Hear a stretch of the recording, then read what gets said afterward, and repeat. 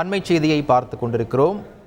குவைத்தில் பயங்கர தீ விபத்து ஏற்பட்டிருக்கிறது. தமிழர்கள் உட்பட 41 பேர் உயிரிழந்திருப்பதாக அண்மை செய்தி வெளியாக இருக்கிறது. மேலும் விவரங்களை வழங்குவதற்காக எமது செய்தியாளர் ரமேஷ்குமார் இணைப்பில் இருக்கிறார்.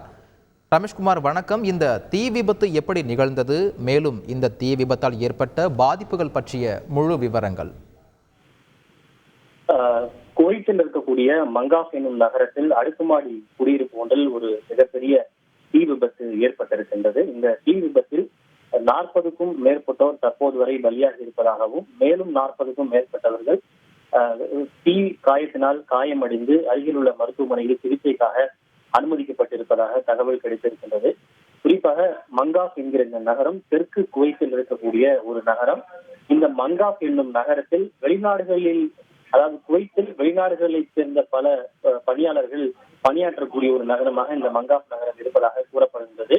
குறிப்பாக இந்த தீ விபத்து ஏற்பட்ட 6 மாடிகளை கொண்ட குடியிருப்பு கூட குறிப்பிட்ட ஒரு நிறுவனத்திற்கு சொந்தமான பணியாளர்கள் தங்கக்கூடிய முகாம் குடியிருப்பு என்று கூறப்படுகின்றது. தீ விபத்து எப்படி ஏற்பட்டது, அதற்கான காரணம் என்ன என்பது தற்போது வரை தெரியாதவில்லை. இருப்பினும் மிகப்பெரிய தீ ஜுவாலைகள் கொழுந்து விட்டு எரிவதை பார்க்க முடிகின்றது. இந்த தீ விபத்தில் சில இந்தியர்கள், அதாவது தோராயமாக சொல்ல வேண்டும் என்றால் ஒரு 5 இந்தியர்கள் கூட உயிரிழந்திருப்பதாக தகவல் கிடைக்கிறது. ஆனால் இன்னும் அது உறுதி செய்யப்படவில்லை என்பது குறிப்பிடத்தக்கது. காயமடைந்த சிலருடைய நிலைமை கவலைக்கிடமாக இருப்பதாகவும் அந்த நாட்டினுடைய சுகாதார அமைச்சகம் தெரிவித்துள்ளது. இருப்பினும் அருகில் உள்ள பல்வேறு மருத்துவமனைகளில் காயமடைந்தவர்களுக்கு தொடர்ந்து தீவிரமான சிகிச்சைகள் என்பது அளிக்கப்பட்டு வருகின்றது.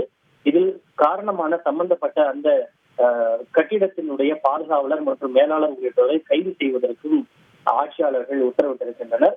இந்த தீ விபத்து சம்பவம் அந்த பகுதியில் ஒரு பெரும் பரபரப்பை ஏற்படுத்தி இருக்கிறது. இந்த தீ விபத்து குறித்து இந்திய வெளியுறவு அமைச்சர் ஜெய்சங்கர் அவர்கள் கூட இது அதிர்ச்சி அளிக்கிறது என்று தன்னுடைய ஆழ்ந்த இரங்கலை பதிவு செய்திருக்கின்றார். நம்ம நாட்டு தூதரக அலுவலர் அந்த முகாமுக்கு சென்றிருப்பதாகவும் தேவையான உதவிகளை வழங்க இந்தியா தயாராக இருப்பதாகவும் ஜெய்சங்கர் அவர்கள் தெரிவித்திருக்கிறார். விவரங்களை வழங்கியதற்கு நன்றி ரமேஷ்குமார்.